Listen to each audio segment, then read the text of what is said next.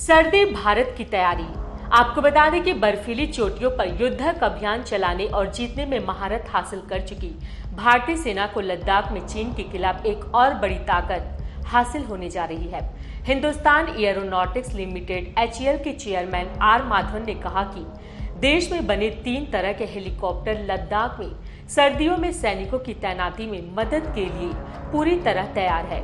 2 नए तरह के चापर्स इस बर्फीले रेगिस्तान की ऊंची चोटियों पर अपनी क्षमता का परिचय अभी से दे रहे हैं। इससे पहले वजन में बेहद हल्की advance light helicopter ALH Siachen glacier पर सेना को रसद पहुंचाने में अपनी उपयोगिता साबित कर चुके हैं। भारत की थल सेना और वायु सेना इन हेलीकॉप्टरों का इस्तेमाल कर रही है।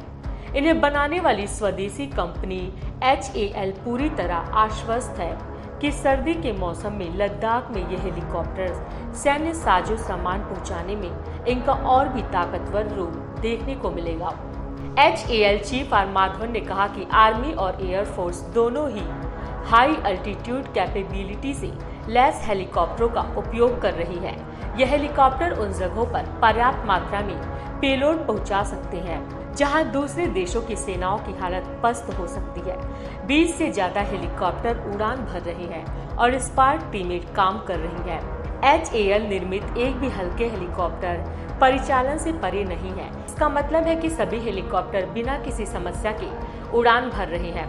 माधवन ने कहा कि आने वाली सर्दियों में इन हेलीकॉप्टरों की क्षमता और भी बढ़ जाएगी क्योंकि तापमान गिरने से इनका प्रदर्शन और भी बढ़ जाता है। HAL ने हल्के हेलीकॉप्टरों के अलावा 2 लाइट कॉम्बैट हेलीकॉप्टर्स LCH भी बनाए हैं जो लद्दाख में आर्म फोर्सेज के इस्तेमाल में आएंगे। AHL जहां रसद पहुंचाएंगे तो वहीं LCH युद्धक अभियानों में भाग लेंगे।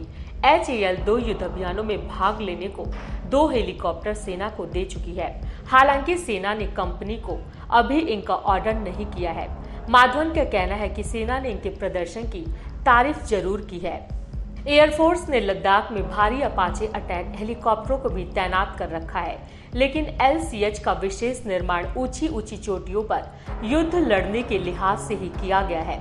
माधवन ने बताया, कारगिल युद्ध के समय इसका अभाव खटक रहा था। हमने अनुभव के आधार पर HCH का काम करना शुरू किया और अब ये आर्मी और एयरफोर्स के लिए महत्वपूर्ण एसेट हो गए हैं क्योंकि ये ऊंची चोटियों पर काम आते हैं। उन्होंने कहा कि चॉपर दुश्मन के रेडार को छलावा देने में बेहद माहिर है। इन हल्के युद्धक हेलीकॉप्टरों में पार्ट्स लगे हैं जो मिसाइल और रॉकेट्स कैरी कर सकते हैं।